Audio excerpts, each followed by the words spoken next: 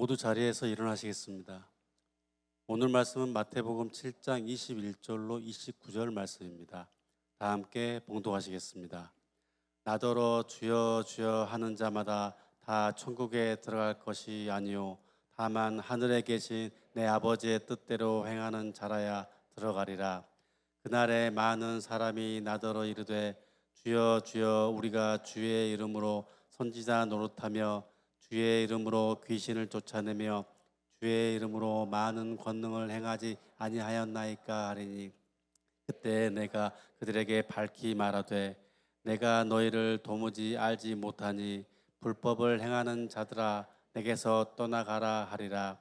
그러므로 누구든지 나의 이 말을 듣고 행하는 자는 그 집을 반석 위에 지은 지혜로운 사람 같으리니, 비가 내리고 장수가 나고 바람이 불어 그 집에 부딪히되 무너지지 아니하니니, 이는 주추를 반석 위에 놓은 까닭이요 나의 이 말을 듣고 행하지 아니하는 자는 그 집을 모래 위에 지은 어리석은 사람 같으리니, 비가 내리고 장수가 나고 바람이 불어 그 집에 부딪힘에 무너져 그 무너짐이 심하리나.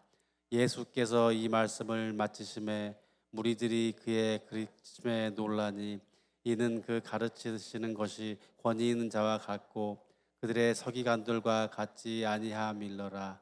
아멘. 하나님의 말씀입니다. 마태복음 26번째 시간, 주인도 모르는 종이 되지 마라, 주인도 모르는 종이 되지 마라 라는 제목으로 말씀을 전합니다. 성경을 읽다 보면 그냥 직관적으로 그냥 그대로 그냥 이해가 되면서 그냥 그 내용이 힘이 되고 위로도 되고 때로는 아주 편안하게 그 말씀이 읽혀지는 그런 구절과 내용들이 있습니다. 근데 어떤 장과 구절은요, 읽으면서 굉장히 많은 두려움도 주고, 읽으면서 내 신앙을, 지금 내 신앙의 현재 상태가 어떠한가 그것을 좀 되돌아볼 수 있는 그러한 구절도 있죠. 여러분은 오늘 이 본문 많이 듣고 또 읽으셨을 텐데, 여러분에게는 오늘 본문이 어떻게 읽히셨습니까?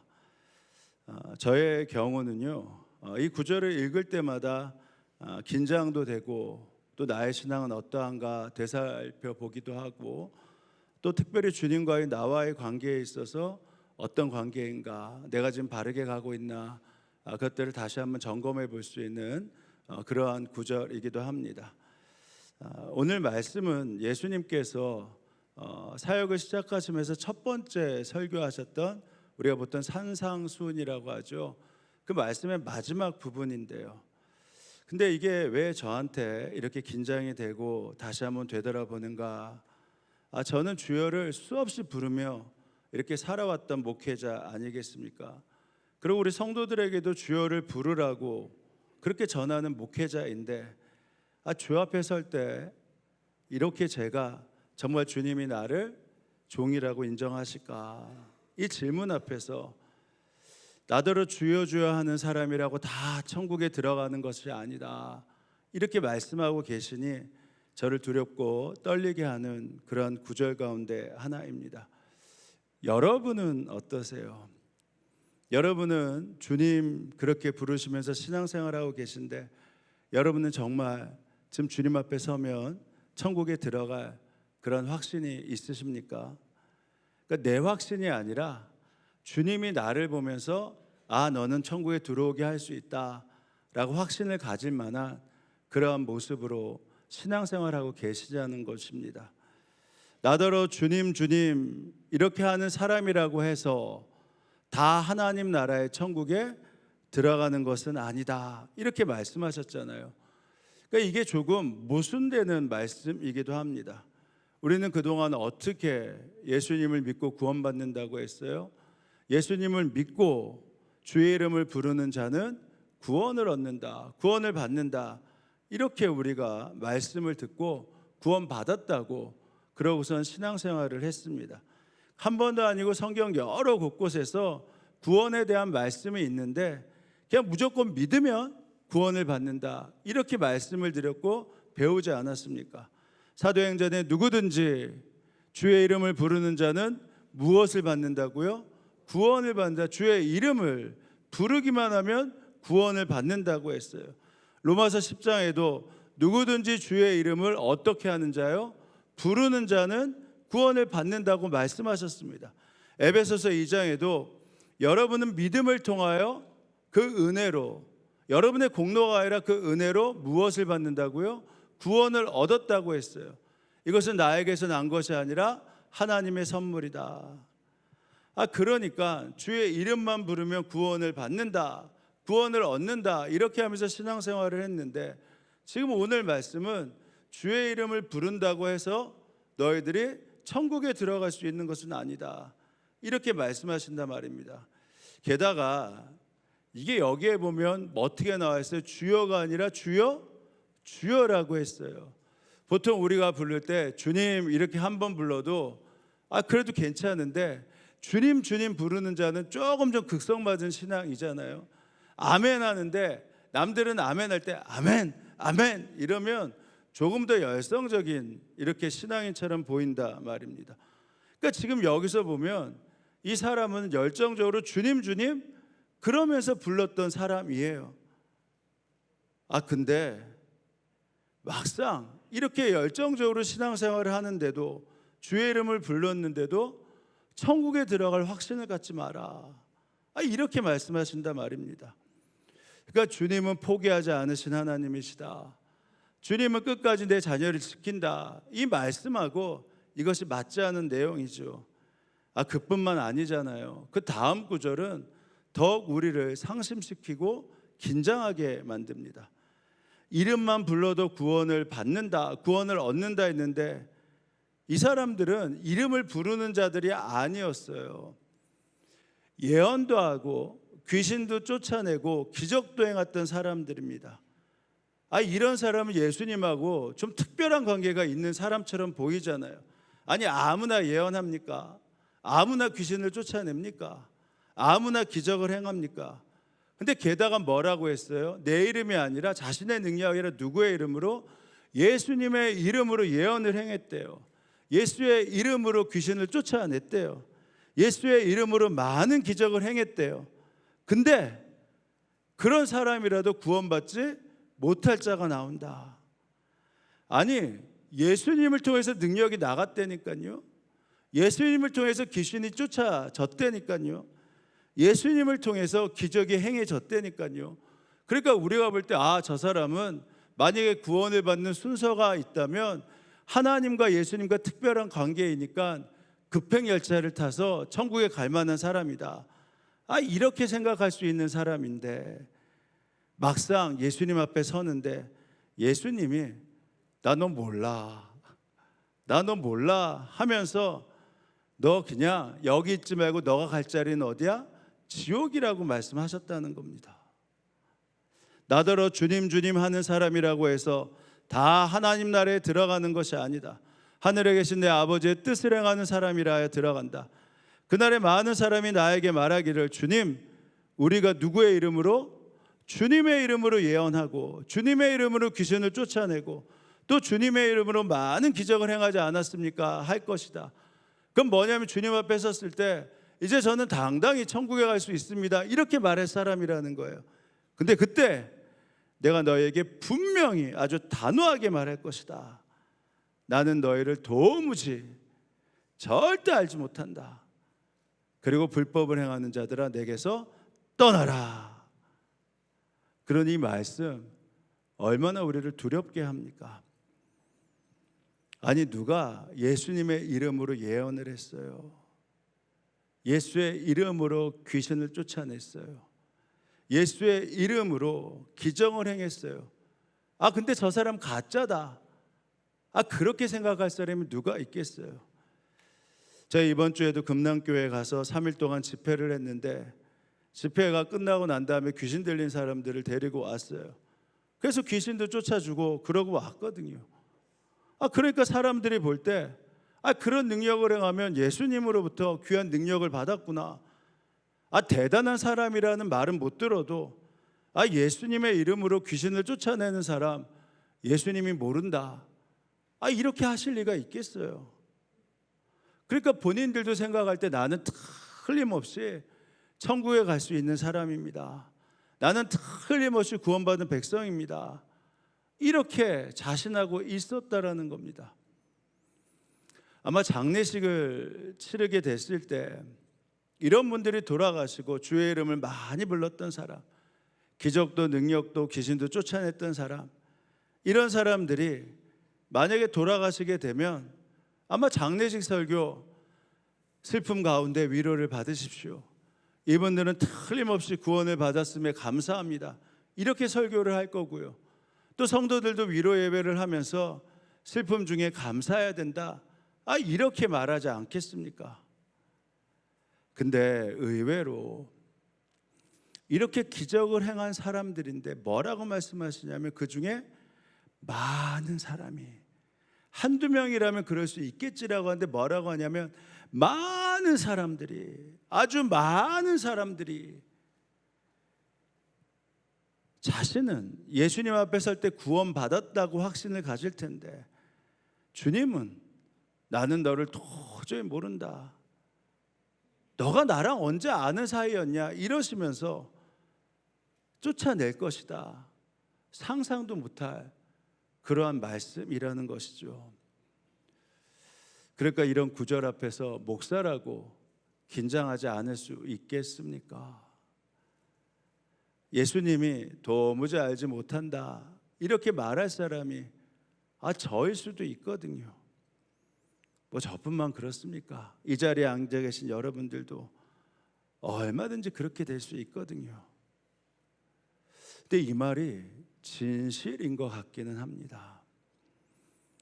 뭐 어떻게 생각할지 모르겠지만 가끔 입신해서 뭐 천국과 지옥 다녀오신 분들 간증 들으면 그렇잖아요. 틀림없이 나도 알고 그냥 틀림없이 저 사람은 하나님의 능력과 은혜들을 많이 행해서 천국에 갔다라고 생각했는데 깜짝 놀란 게 어디서 봤다라고 해요?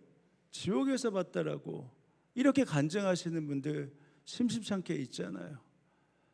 어떤 분은 그래서 이 구절을 가지고 이게 언어적으로는 맞지 않는데 지옥 가는 크리스찬이 있다, 지옥 가는 크리스찬이 있다, 이렇게까지 말씀을 하시고 책을 낸다 말입니다. 지옥 가는 크리스찬이 있다, 이게 말이 됩니까? 어떤 목사님이 교회에 사실 엉터리들이 많다, 그래서 아마 정말 주님이 오시면 교인들 가운데 반 정도만 천국에 가고 아마 교회 다니는 사람 가운데 반 정도는 지옥에 갈 것이다, 이렇게 목사님이 말을 하니까 아더 핑크라는 이 굉장히 유명한 목사님이죠. 강해 설교를 잘하시고 이 목사님이 그 목사님에게 반색을 하고 말씀하셨다죠. 당신은 정말 교회 다니는 사람 가운데 반이 천국 갈 수 있다라고 믿고 그렇게 목회를 하십니까?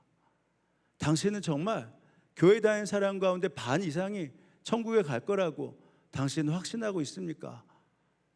이렇게 물어보니까 대답을 못 하더라는 것이죠. 그러니까 이 구절 그냥 넘겨버리지 않고 묵상하면 묵상할수록 이게 심각해지는 것입니다. 그렇다면 주님이 보셨을 때 이들이 무엇을 그렇게 잘못했을까요? 제가 볼 때는 신앙 고백이 분명하고 예수님의 이름도 분명히 알는데 왜 내게서 떠나가라 이렇게까지 단호하게 말씀하셨을까요? 다른 게 아니죠. 이들의 불법을 행하는 자들이었기 때문입니다. 불법을 행하는 자들. 그때 내가 그들에게 아주 분명하게 말할 것이다. 나는 너희를 도무지 알지 못한다. 그 이유, 불법을 행하는 자들아, 내게서 떠나가라. 천국의 입구에서 내게서 떠나가라. 불법을 행하는 자들아. 불법이라는 게 뭐예요? 법을 어겼다라는 뜻이잖아요. 그렇다면 주님이 말씀하신 불법은 무엇이겠습니까? 주님이 내가 볼 때 불법을 행했다라고 하는 것이니까. 예수님을 주님이라고 하면 정말 주님으로 모시고 살아야 되는데, 그러니까 주님으로 모시고 살면서 그 뜻대로 살아야 되는데 주님으로 모시고 살지도 않고 주님 뜻대로 살지도 않는 사람, 주님을 주님이라고 말만 하지 주님으로 모시고 살지도 않고 주님의 뜻을 알면서도 그 뜻대로 주님의 뜻대로 살지 않는 사람, 그 사람들을 주님이 보셨을 때 불법을 행하는 자들이라 이렇게 말씀하셨다라는 것입니다. 아무리 입으로 주여 주여라고 말을 해도, 기적과 능력을 행해도 주님이 이것은 내 뜻이야 라고 분명히 말씀하실 때 그 말씀에 귀를 닫고 눈을 감고 마음을 닫고 주님의 말씀 앞에서도 아니야, 내 뜻대로 할 거야, 내 뜻대로 이것을 결정하고 내 뜻대로 행할 거야 이렇게 말하는 사람, 그 사람들이 불법을 행하는 사람들이 되는 것입니다. 독일 르베크 대성당에 석판이 있는데 이런 글귀가 있다라고 하죠. 그리스도는 우리의 주님이시다. 그 주님이 우리에게 말씀하신다. 너희가 나를 주인이라고 하면서도, 너희가 나를 주인이라고 하면서도 순종하지 않고, 너희가 나를 빛이라 이렇게 말하면서도 나를 보지 않고, 너희가 나를 길이라 이렇게 말하면서도 너가 원하는 길을 가지 내 길을 걷지 않고, 너희가 나를 생명이라 하면서도 나를 바라지 않고, 너희가 나를 지혜롭다 하면서도 나를 따르지 않고, 너희가 나를 공평하다 하면서도 나를 사랑하지 않고, 너희가 나를 풍요롭다 이렇게 하면서도 내게 요청하지 않고, 너희가 나를 고귀하다 하면서도 나를 존중하지 않고, 너희가 나를 정의롭다 하면서도 나를 두려워하지 않는구나. 그러니 내가 너희를 정죄한다 하여도, 그러니 내가 너희를 정죄한다 하여도 나를 원망하지 마라. 내가 너희 주인이 아니니까, 그러니까 너희를 정죄한다 하더라도 나를 원망하지 않다 말라. 이게 석비에 쓰여져 있다라는 것입니다.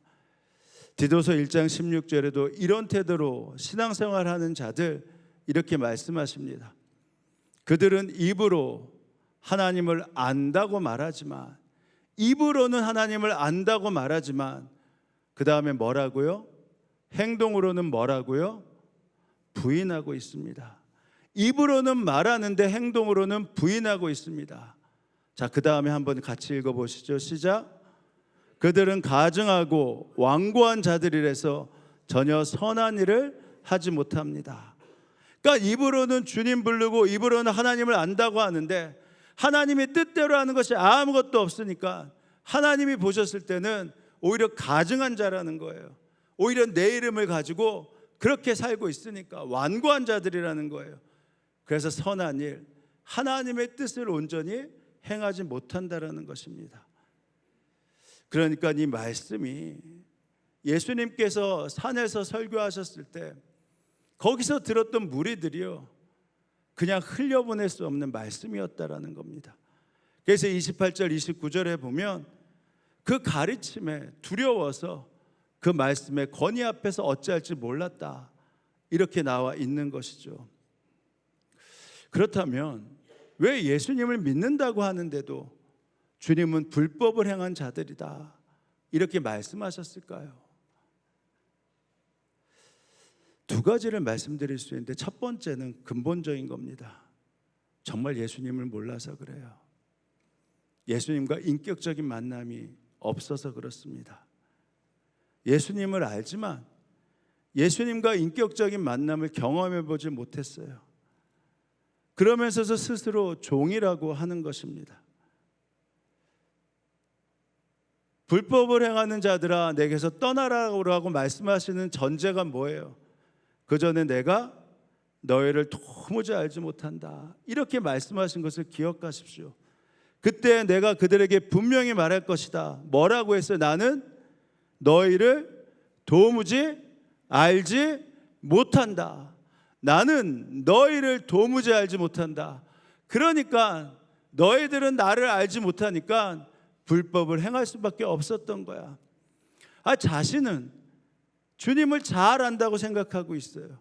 근데 예수님은 이 사람을 전혀 모르는 것입니다. 특히 여기에 모른다라고 하는 게 과거형이거든요. 몰랐다거든요. 이때가 언제 판명되냐? 여기서가 아니라 주님 앞에 설 때인데, 주님, 제가 이 땅에 있을 때 주님을 알았습니다. 주의 이름을 불렀습니다. 제가 주님을 잘 알고 있습니다라고 하는데, 주님은 뭐라고 하냐면, 나 너 몰랐는데? 너가 지금 내 앞에 와서 나를 잘 안다고 하는데 나 너 몰랐어. 나는 한 번도 너가 세상에 있을 때 너를 알지 못했어. 이렇게 말씀하신다는 거예요. 어떻게 이런 일이 있을 수 있죠? 많은 사람들은 아는 것을 믿는 것이라고 생각하죠. 그러나 아는 것과 믿는 것이 차이가 날 수 있습니다. 이 세상에 살면서 예수님에 대해 수없이 말을 하지만, 예수님에 대한 말씀들을 수없이 읽지만, 정말 실질적으로 예수님이 나와 함께 계신다, 나와 동행하신다, 그것에 대해서 알지 못하면요, 주님이 보실 때는 나는 안다고 하는데 주님과의 교제가 없는 사람이니 주님은 뭐라고 한다는 거예요? 나 너 모른다라는 것입니다. 여러분은 정말 주님에 대해 그렇게 많이 말을 하고 계시고 그렇게 많이 안다라고 이렇게 이야기를 하시는데, 정말 주님과 인격적인 관계를 맺고 있다라고 확신하십니까?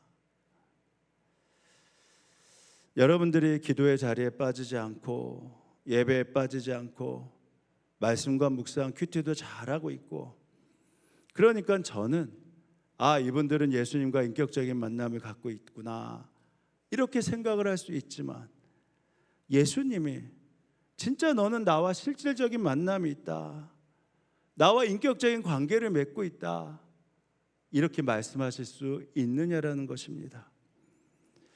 정말 인격적인 관계를 갖고 있고 인격적인 관계를 맺고 있다면요, 주님의 뜻을 모를 수가 없습니다.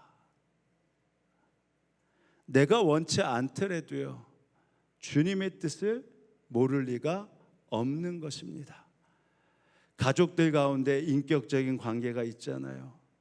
그러니까 자녀가 말을 많이 안 해도요, 자녀는 부모가 무엇을 원하는지 압니다. 근데 인격적인 관계를 맺고 있지 않으면요, 몰라요. 도대체 이 사람이 무엇을 원하는지. 그냥 겉으로만 아는 것이 진짜 그 속마음이 무엇인지, 진짜 원하는 게 무엇인지 모른다 말입니다. 그러니까 정말 인격적인 관계를 맺고 있다면 내가 원치 않더라도 주님의 뜻을 알기에 내 뜻을 그 위에 두면서 내 뜻대로 살아갈 수 있다, 이것은 불가능한 것입니다. 그렇잖아요. 주님과 인격적인 관계를 맺고 있는데, 그렇다면 주님의 뜻을 알게 될 것이고 살아계신 주님의 뜻을 아는데 어찌 감히 인간이 주님의 뜻 위에 내 뜻을 두고 그것을 관철시키면서 살아갈 수 있겠습니까? 그러니까 주님의 뜻을 모르기 때문에 그렇게 살아갈 수밖에 없다면, 나는 순종의 사람입니다, 나는 예수님을 압니다라고 하지만 정말 주님과 인격적인 관계를 맺고 있지 않는 사람들이죠. 만약에 정말 주님과 인격적인 관계를 맺고 주님의 뜻을 안다면, 그렇다면 내 뜻 위에 주님의 뜻이 있기 때문에 때로는 내 뜻을 내려놓을 수 있고, 주님의 뜻이기 때문에 위험한 순종도 마다하면서 얼마든지 그 길을 걸어갈 수 있는 것입니다. 주님이 나의 주님이시다라는 사실, 이 사실 앞에서 무릎 꿇고 나아갈 수 있는 것이죠. 그러나 인격적인 만남이 없는 사람은 어때요? 예수님은 나의 구원자만 되십시오, 나의 구원자가 되시면 족합니다. 다만 나의 주인이 되어서 나를 간섭하시는 마십시오. 그거 부담스럽습니다. 늘 언제나 자기 자신을 붙들고 자기 자신을 강하게 붙잡으며 살아왔기 때문에 예수님께 온전히 나를 드릴 수도 없고, 주의 일이라고 말하면서도 다 자신의 생각대로 하길 원하는 것이죠. 그래야 직성이 풀려요. 때로는 설교 말씀을 들으면서도 나는 죽고 예수로 살고 예수님 한 분이면 충분합니다라는 이 말씀 앞에 감동을 받습니다. 그렇게 살아야지라고 생각을 합니다. 그렇지만 내 힘으로 늘 언제나 삶의 문제를 해결해 왔어요. 아무것도 없는 마땅에서 내 힘으로 그 삶의 자리를 올라와 왔습니다. 그러니까 내 의지로 계산하고 내 의지로 살아가니까 주님의 뜻을 알아도 내 생각 밖에서 벗어나지 못하고 늘 언제나 내 생각 안에 머물러 있는 것입니다. 그 한계 너머에서 일하시고 말씀하시는 주님이 보이질 않아요. 심지어 그러면 예수님과의 인격적인 만남이 없으면요, 얼마든지 내 힘으로 봉사도 할 수 있죠. 그러한 봉사 누가 나쁘다고 하겠습니까? 그러나 주님의 뜻으로 섬기는 것은 아니잖아요. 여러분, 이 말이 이해가 되십니까? 교회 와서 열심히 섬기는 거 얼마나 귀합니까? 근데 그 섬김마저도 주님으로 하는 것이 아니라 내 경험으로, 내 시간으로, 그냥 내가 속해 있는 공동체이기 때문에 그냥 그렇게 하는 봉사가 얼마든지 될 수 있습니다. 그러니까 성도들이 봤을 때 분명히 열심히 하고 성실해요. 성도들은 그래도 정말 교회를 사랑하는구나 생각합니다. 그런데 주님은 그 봉사를 하는 그 시간에서도 너 나랑 상관없어, 그냥 너가 하는 거지. 오히려 너가 나랑 상관없이 하는 그 봉사 때문에, 그 섬김 때문에 오히려 내가 답답할 때가 있어. 오히려 너 때문에 다른 사람의 눈이 가려워져. 오히려 너 때문에 다른 사람의 입이 막아져. 오히려 너 때문에 다른 사람의 귀가 닫혀져. 내 뜻대로 하는 것이 아니라 너 뜻대로 다 하는 거잖아. 그러니까 불법을 행하는 자들아, 난 너를 모른다. 얼마든지 이렇게 말씀하시는 것이죠. 오스와드 챔버스 목사님의 책 주님은 나의 최고복이라는 책에 보면 거기 한 챕터가 언제나 당신은 주님을 만날 준비를 해야 됩니다. 언제 어디서나 주님을 만날 준비를 해야 됩니다 라는 이러한 주제가 있습니다. 재림의 주님만 아니라 만약에 정말 재림 앞에, 주님 앞에서, 당신의 죽음 앞에서 주님을 만나길 원한다면 먼저 마음에 오신 주님을 먼저 만나야 됩니다. 흔히 일이나 성공이나 죄나 어려움이나 질병, 가난, 시험에 너무 몰두해, 너의 삶에 너무 몰두해서 주님을 만날 준비를 하지 못하고 삽니다. 사실 우리에게 중요한 것은 우리의 믿음이나 봉사나 경건이 아니라 진짜 주님을 만나는 것입니다. 예수님은 우리가 기대할 때 그때 오시지 않을 확률이 많습니다. 우리가 기대하지 않을 때 주님은 오실 것입니다. 그러니까 우리 입장에서 볼 때 논리적으로 이때는 주님이 오실 때가 아닙니다. 근데 갑작스러운 주님의 방문에 준비될 수 있는 유일한 사람은 예수님을 만나 주님 뜻대로 살아간 사람입니다. 주님을 인격적으로 만나 정말 그분의 뜻이 무엇인지 알고 살아본 사람만이 어린 나이와 같이 주님을 기대할 수 있고 그 기대로 주님을 만나 뵙는 것입니다. 그래서 정말 인격적으로 주님을 만난다라고 한다면요, 주님의 뜻이 무엇인가를 알 수 있어요. 주님의 뜻을 알기 때문에 내 뜻 위에 주님의 뜻을 올려놓으면서 주님의 말씀에 순종의 걸음을 걸어갈 수 있는 것입니다. 두 번째, 왜 도무지 알지 못하나 불법을 행한 자들이라는 말을 들을까? 예수님과의 만남은 있어요. 다만 이 세상에 사는 것, 예수님만으로 사는 거 안전하지 않다, 예수님만으로 사는 거 불안하다, 이런 생각 때문에 주님이 불법을 행한 자라 이렇게 말씀하시는 겁니다. 샌프란시스코에 가면 금문교 다리가 있죠. 1930년도에 건설된 현수교입니다. 그러니까 세계에서 가장 높고 긴 다리 중에 하나이죠. 그러니까 양쪽 이 끝에 큰 기둥을 하고, 그래서 거기에 그냥 다리를 건설한 거잖아요. 그러니까 중앙은 늘 그냥 둥둥 떠 있는 것입니다. 다리를 건설할 때 이 건설 인부들이 굉장히 공포와 불안에 떨었다고 해요. 왜냐하면 기둥이 있어도 이게 중간에 아무런 어떠한 이 받침대도 없고 그냥 난간에 떠 있는 거니까. 그러니까 일을 하다가 현기증도 생기고 공포도 불안도 더했다고 합니다. 결국 그것 때문에 인부들이 이 공사를 하다가 5명이나 빠져 죽었어요. 시 당국이 기술적으로 어떻게 안전하게 할까 방법을 강구하다가 그냥 공사 현장 그 밑에 이 철사로 만든 그물을 설치했습니다. 그 다리로 떨어져도 이 철사로 있는 그물 때문에 그래도 생명은 유지할 수 있는 것이죠.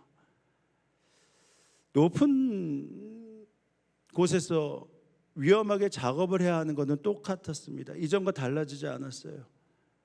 근데 그 다음에 다리로 떨어진 사람이 아무도 없었대요. 왜 그렇죠? 실수한다 하더라도 안전망이 있으니까. 그 믿음이 있기 때문에 그냥 공사를 편안하게 할 수 있었다라는 것입니다. 그러니까 예수님이 정말 이 세상에서 나의 안전이라고 그렇게 생각을 할 수 있어야지만 위험해 보이는 순종, 계산하지 않는 순종, 이것들을 얼마든지 할 수 있는 것입니다. 떨어져도 괜찮다, 실패해도 괜찮다, 그렇게 믿어질 때 순종이 되어지는 것이거든요. 위험한 순종이라는 책이 있습니다. 위험한 순종. 근데 하나님의 말씀에 순종하는 것은 참 위험하다, 그런 내용이에요. 그러니까 이 성경책을 소설 읽는 것처럼 그냥 그렇게 넘겨버리면 안 된다는 것이죠. 순종을 결심한다라는 것은 내 뜻대로 사는 것을 포기하는 것입니다. 그러니까 내가 계획하고 바라는 건 엉망이 돼도 좋아, 그냥 주님이 알아서 해주실 거야, 이렇게 생각하는 뜻을 담고 있는 것이죠. 그래서 주님이 가르쳐 주신 주기도문이 가장 위험한 기도 가운데 하나라고 말씀드린 적이 있잖아요. 왜 주님이 가르쳐 주신 이 아름다운 주님의 기도가 왜 위험한 기도가 됩니까? 그 기도를 정말 진실되게 드린다면 더 이상 이전과 같은 삶을 살 수 없기 때문입니다. 내 뜻과 내 나라를 포기하고 하나님의 뜻과 하나님의 나라, 그분의 영광, 그분이 원하는 삶에 나의 삶의 초점을 맞추어 살아야 하기 때문입니다. 그래서 사람들이 실제로 순종하지 못하는 이유는 그것이 내게 위험해 보이기 때문입니다. 주님의 뜻을 알아도 내게는 위험해 보이기 때문에 내 상식의 선에서는, 내 계산의 선에서는, 내 삶의 선에서는 한 번도 그 주님의 자리가 안전하다는 경험을 해보지 못했기 때문에 그 주님의 뜻을 알고 주님의 계획을 알아도 주님이 안전하다라고 하면서 내 뜻을, 내 계획을 내려놓지 못하는 것입니다. 그래서 조금 완화한 표현 같지만 요한 1서에서도 이렇게 말씀하세요. 오직 하나님의 뜻을 행하는 자라만, 하나님의 뜻을 행하는 자라만 영원히 남습니다. 천국에 갑니다. 자, 17절이에요. 이 세상도 사라지고 이 세상의 욕망도 사라지지만, 그 다음에 함께 읽어봅니다. 하나님의 뜻을 행하는 사람은 영원히 남습니다. 그러니까 하나님의 뜻을 행하는 사람만, 그러니까 주님을 인격적으로 만나서 그의 뜻을 알고 그리고 그의 뜻대로 한번 위험한 순종을 해보고 그 뜻대로 살아본 사람만이 바로 하나님 앞에 갈 수 있을 자격이 있다. 들어갈 자격이 있다. 이렇게 말씀하시는 것이죠. 교회 여러분 꼭 기억하셔야 됩니다.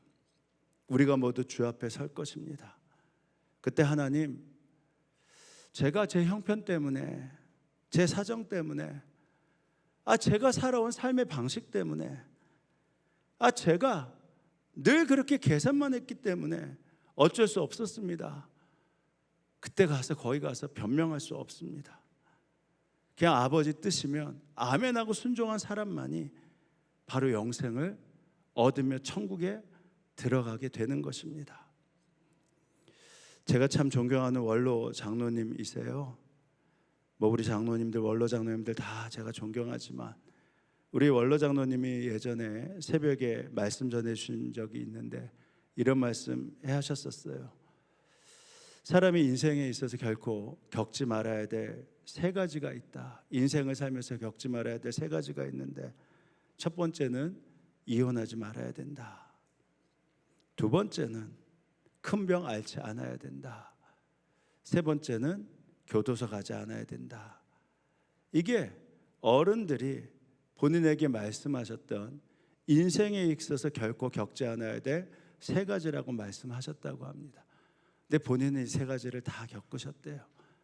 결혼하고 얼마 지나지 않아서 이혼도 하셨고, 위암수술도 크게 받으셨고, 군대에서 헌병대로 복무하셨는데 헌병대들이 일반 사병들을 관리하게 되기 때문에 이등병인데도 상병을 달고 상병인 채 하다가 그게 걸려서 군 교도소에도 들어갔다 오셨다고 합니다. 이렇게 말씀하시면서 이런 제가 성도들의 어른이 될 장로 될 자격이 있겠습니까? 이렇게 말씀을 하세요. 장로님은 예수님을 모른 게 아니지만 예수님을 안다라고 했지만 행복하지 않으셨대요. 예수님을 안 믿어서도 아니고, 어릴 때 어머니를 따라 교회 다녔고 열심히 신앙생활했는데도 행복하지 않으셨답니다.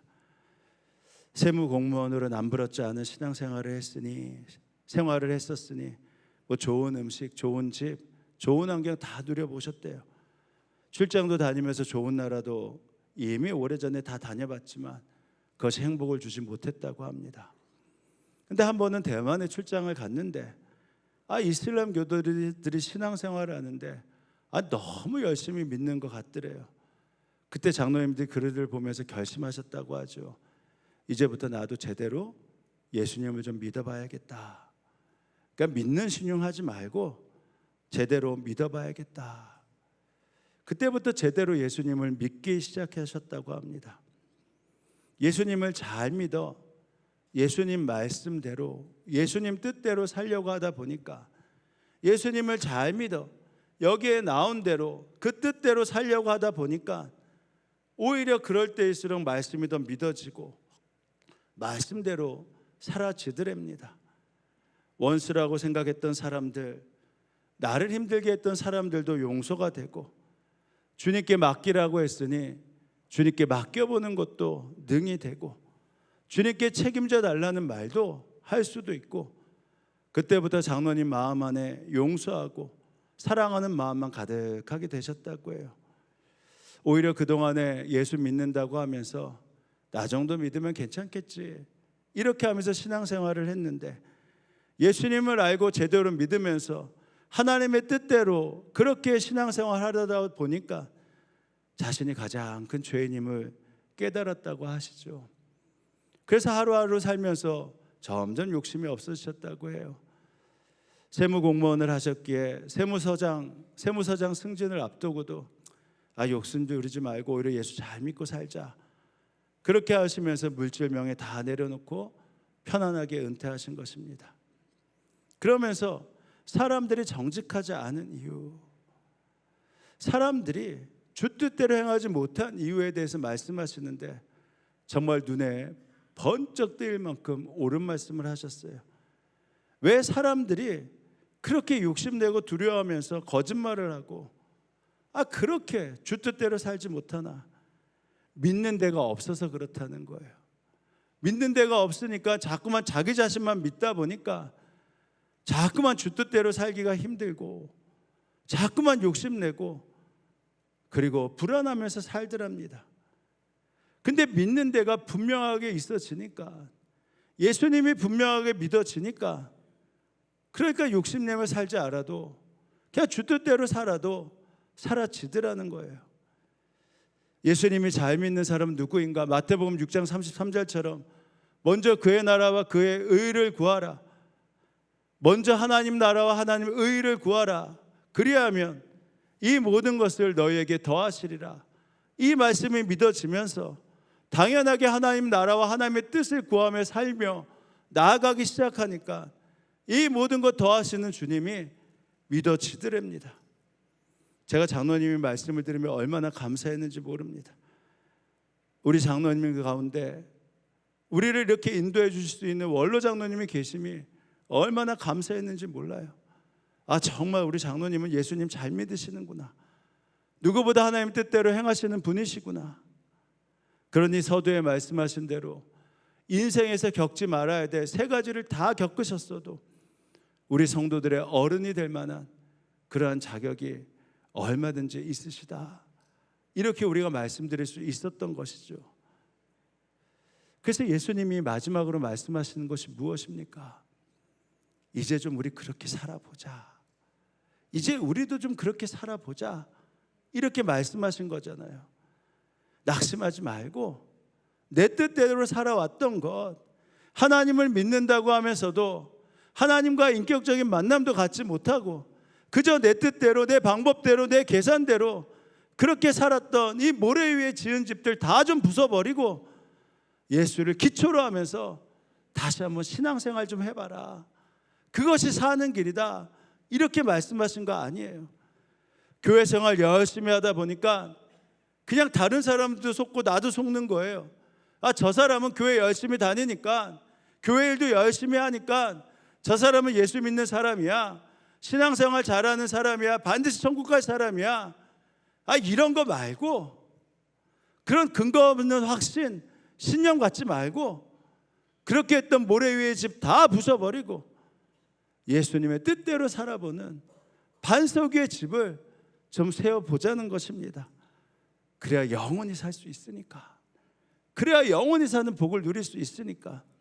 그러므로 나의 말을 듣고 그대로 행하는 사람은, 나의 말을 듣고 그대로 행하는 사람은 반석 위에다, 예수라는 반석 위에다 자기 집을 지은 슬기로운 사람 같다고 할 것이다. 그런 사람에게는 때로는 비가 오고 홍수가 나고 바람이 불어 그 집에 말할 수 없이 들어닥친다 하더라도 무너지지 않을 것이다. 왜? 예수라는 반석 위에 바로 자기의 집을 세웠기 때문에. 그러나 나의 이 말을 듣고도 우리 성도들 가운데도 이렇게 말씀을 전해도 이것이 두려움이 아니라 지나가는 말처럼 들려서 나의 이 말을 듣고도 그래도 그대로 행하지 않는 사람은 어리석은 사람이 된대요. 모래 위에 자기 집을 지은 어리석은 사람과 같다고 할 것이다. 그러니까 비가 오고 홍수가 오고 바람이 불면, 그래서 그 집에 들이닥치면 아무리 내가 좋은 집을 지은다 하더라도 내 기초 위에, 내 뜻 가운데, 내 방법대로, 내 삶대로, 내 계산대로 기초를 쌓아놨기 때문에 결국은 어떻게 된다고요? 엄청나게 완전히 무너진다라는 것입니다. 그러니 우리에게 이 말씀은 기대가 되기도 하고, 때로는 이 말씀을 들어도 눈을 닫고 귀를 닫는다면, 그러면 진짜 주여 어찌하오리까 이렇게 고민해 봐야 되는 것이죠. 예수님의 첫 번째 설교이신 산상수훈 말씀의 마무리를 왜 이러한 경고로 마무리하셨는지 꼭 기억하셔야 됩니다. 예수님을 믿는다는 것과 예수님에 관한 지식을 갖고 있는 것 분명히 같아야 되는데 꼭 같지 않다라는 것입니다. 예수님을 믿는다는 것, 그것은 그분에게 내 자신을 올려놓는 것입니다. 나라는 전 존재를 예수님이라는 기초하에 올려놔서 그분이 말씀하시면 그 뜻대로 행해보고 그 뜻대로 순종해 보는 것입니다. 이것이 예수 안에 거하는 바로 축복을 누리는 사람들, 그 인생이 되는 것이죠. 바라기는 굳건한 반석이신 예수님 위에서는 우리 사랑하는 성도들이 되길 주님의 이름으로 축원합니다. 그래서 삶의 중심을 완전히 주님 앞에 놓아서 주님이 뜻하신다면 아멘 아멘 하고, 주님이 말씀하신다면 아멘 하며 위험한 순종도 하고, 그래서 그분이 뜻하신 것을 정말 경험하는 그 기쁨, 그 기쁨을 마음껏 경험하는 우리 성도들 되시길 주님의 이름으로 축원합니다. 축원합니다. 이제 기도하실 때 이렇게 기도합니다. 주님, 정말 주님 알길 원합니다. 주여 주여 부르는 그러한 내 목소리가 아니라 정말 주님과 인격적인 관계를 맺어서 주님의 뜻이 무엇인지 알 수 있는 그 믿음의 눈, 영의 눈이 좀 열리길 원합니다. 내 뜻을 내려놓고 주님의 뜻에 아멘 하면서 그 주님의 동행하심이 나에게 기대가 되고 그 뜻대로 순종하는 기쁨을 경험케 하여 주옵소서. 그래서 주님이 모르는 종이 아니라 우리 주님이 나는 너를 제일 잘한다, 내가 너를 제일 잘한다 할 수 있는 그러한 종으로 살아가게 하여 주옵소서. 이렇게 우리 함께 기도하며 나아갑니다. 기도하시겠습니다. 하나님 아버지, 오늘도 주의 은혜와 주의 뜻을 온전히 누리며 살아가길 원합니다. 주님이라는 반석이 가장 안전하다고 믿으며 그동안 쌓았던 내 신념의 기초를 무너뜨리고 신앙의 기초를 다시 쌓는 그 믿음의 눈을 열어 주옵소서. 그래야 해서 주님, 나와 동행하시는 주님이 믿어지게 하시고 주 뜻대로 순종하는 기쁨을 허락하여 주옵소서. 주님의 뜻하신다면 그 말씀 앞에 위험한 순종도 하게 하시고 위험한 기쁨도 경험하게 하셔서 주님 위에 있음이 가장 안전할 수 있음을 믿어지게 하시고 주님 위에 있음이 나의 가장 큰 기쁨이 될 수 있다고 고백할 수 있는 그 은혜의 눈과 믿음의 눈을 열어 주옵소서. 나라는 존재 때문에 내 눈이 가려져 있다면, 내 마음이 가려져 있다면, 내 귀가 닫혀져 있다면 열어주시고 보게 하시옵소서. 은혜와 사랑이 충만하신 하나님 아버지, 평생을 주님의 이름을 부르지만 주님 앞에 갔을 때 주님도 모르는 종으로 살아가는 인생 되지 않기를 원합니다. 스스로는 주님 앞에 설 수 있다라고 여겼지만 막상 예수님을 믿고서도 예수님과 인격적인 만남이 무엇인지, 예수님과 동행하는 것이 무엇인지 아직도 익숙하지 않습니다. 그래서 주님의 뜻이 무엇인지도 잘 모르겠습니다. 내 뜻과 내 방법이 주님의 뜻이라고만 여겨왔습니다.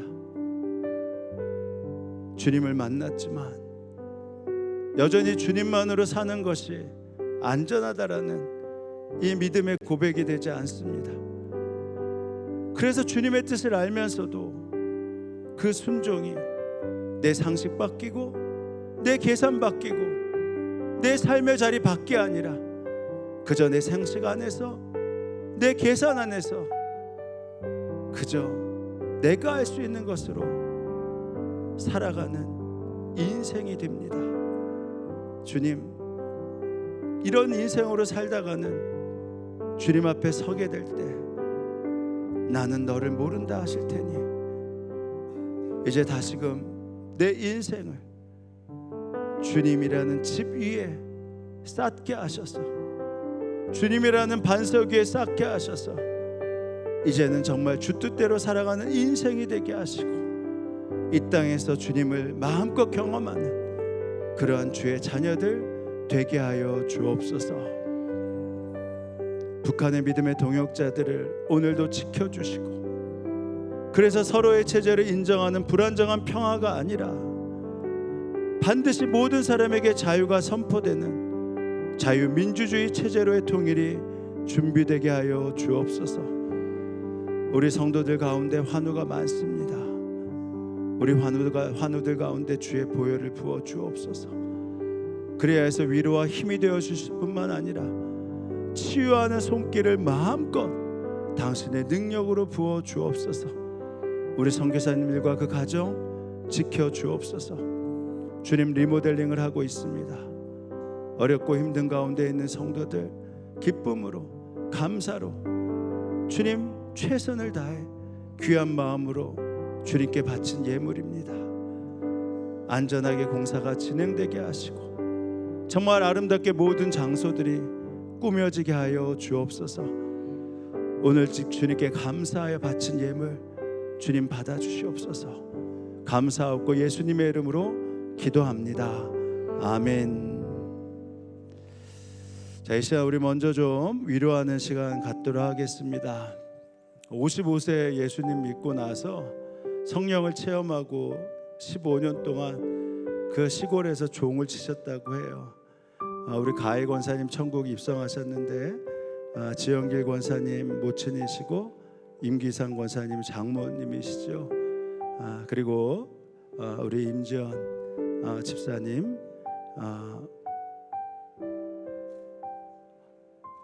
할머니 되십니다.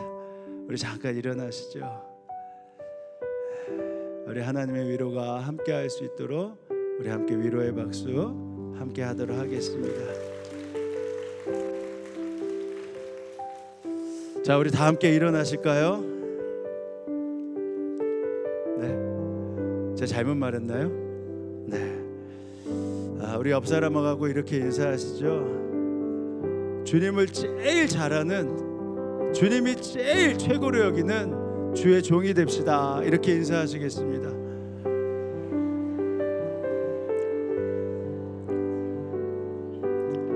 자, 인사하시죠. 또 한번 사랑합니다, 존경합니다, 고맙습니다, 감사합니다, 미안합니다.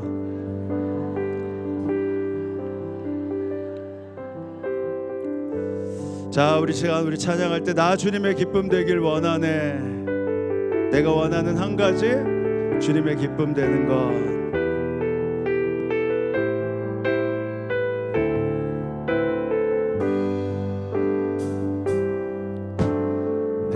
주님의 기쁨 되기 원하네. 내 마음을 새롭게 하소서. 새 부대가 되게 하여 주사. 주님의 빛 비추게 하소서. 겸손히 내 마음, 겸손히 내 마음 드립니다. 나의 모든 것, 나의 모든 것 받으소서.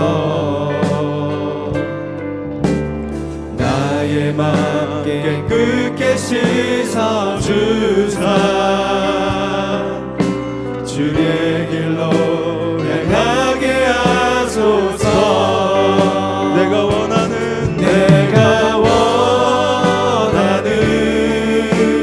한 가지, 주님의 기쁨이 되는 것. 내가 원하는 한 가지,